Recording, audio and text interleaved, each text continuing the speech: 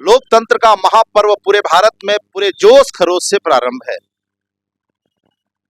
नामांकन की प्रक्रिया गाजीपुर में 7वें चरण के लिए प्रारंभ है और 1 जून को मतदान होना है।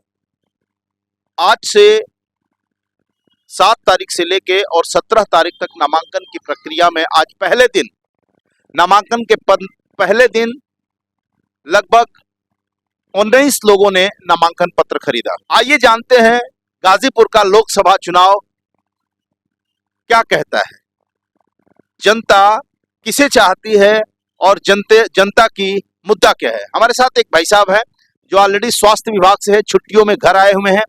लंका मैदान में हम हैं, अपने परिवार के साथ टहलने आए हैं। अपना परिचय देते हुए बताएं कि इस लोकसभा चुनाव में आपके क्या मुद्दे हैं और कैसा होना चाहिए। मेरा नाम दीपक है।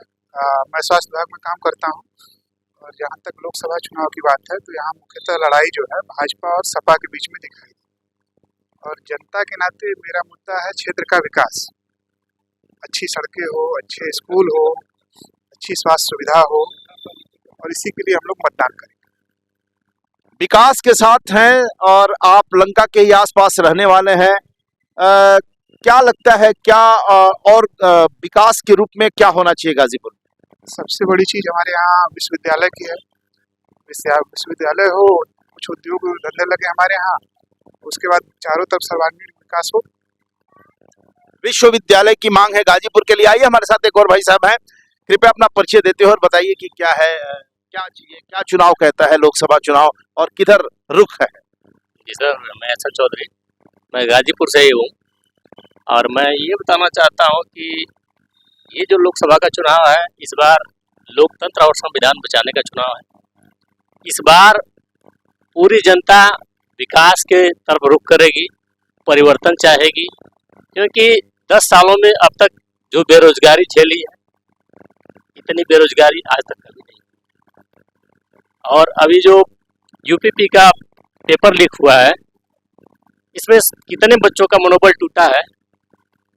केवल 60,000 वैकेंसी के लिए 60 लाख फॉर्म अप्लाई किए गए थे, वो भी पेपर लीक हो गया है। दूसरी तरफ अग्निवीर जैसी चीज़ों को लाया गया, 4 साल में बच्चे घर वापसी कर रहे हैं, 22 साल के हो रहे हैं, तो उससे उनको बहुत बड़ा नुकसान हो रहा है। इसलिए इस बार परिवर्तन, सत्ता परिवर्तन की बात आप कर रहे हैं, क्या लगता है यदि विकास की भी बात कर रहे हैं तो विकास पुरुष मनोज सिन्हा जी कहे जाते थे, तो क्या लगता है इस बार विकास पुरुष की हवा खराब है? विकास पुरुष मनोज सिन्हा जी थे, सही बात है, लेकिन विकास पुरुष मनोज सिन्हा जी इस बार है नहीं, तो कुछ कहा नहीं जा सकता। वर्तमान सांसद ने क्या किया गाजीपुर के? वर्तमान सांसद ने अभी तक कुछ नहीं किया, क्योंकि उनको ऐसी कोई पावर ही नहीं मिल पाई। तो आप लोग फिर पूरा किसे पावर देना चाहेंगे? अभी कुछ कहा नहीं जा सकता, दोनों का गेम बराबर बराबर है। दोनों का गेम बराबर बराबर। हमारे साथ एक और भाई साहब है, परिचय देते हुए बताइए कि इस लोकसभा चुनाव में किधर रुख हो रहा है और क्या मुद्दे हैं। भाजपा जीत रही है 2 लाख ज्यादा वोटों से, 2 लाख से ऊपर से। भाजपा ने बहुत विकास किया है। भाजपा ने विकास तो पहली बार भी किया था जबकि मनोज सिन्हा जी हार गए। यहाँ जातिवाद से जकड़ा हुआ जिला है, जातिवाद ने हरा दिया सिन्हा जी को, इसलिए कि वोटों का बहुत ज्यादा तालमेल था। 12 से 13 लाख वोट उनकी थे, तब भी मनोज सिन्हा जी ने यहाँ से 1.5 लाख से ज्यादा वोट मिला था पिछली बार से। मतलब ये है कि इस बार मनोज सिन्हा जी के जो कैंडिडेट हैं, कौन है कैंडिडेट इस समय भाजपा से? कौन कैंडिडेट है? माननीय पारसनाथ राय जी है। अच्छा, तो पारसनाथ राय जी को आप जिता रहे हैं। भारतीय जनता पार्टी का यहाँ से एक फूल जाएगा दिल्ली, लगेगा। बेरोजगारी सबसे बड़ी मुद्दा है और 10 सालों से ये जनता बहुत ज़्यादा बेरोजगार हो चुकी है और इसका दंश ये जिला पिछली बार भी जवाब दिया, आगे ट्राई भी जवाब देगा। बगावती जिला है। मतलब कि आप रुख किधर है, हवा किधर है? बीजेपी यहाँ लड़ाई से बाहर है। बीजेपी लड़ाई से बाहर है ऐसा कहना? लड़ाई में है नहीं, बीजेपी लड़ाई से बाहर नहीं है। तो कौन कैंडिडेट यहाँ से जीत रहा है आपके अनुसार?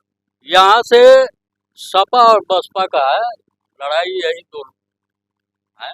चुनावी दंगल से भाजपा बाहर है, आपका कहना है कि सपा और बसपा मुख्य लड़ाई में है। अब देखते हैं ऊंट किधर बैठता है। नमस्कार, मैं विद्यासागर उपाध्याय, उत्तर प्रदेश टाइम्स से।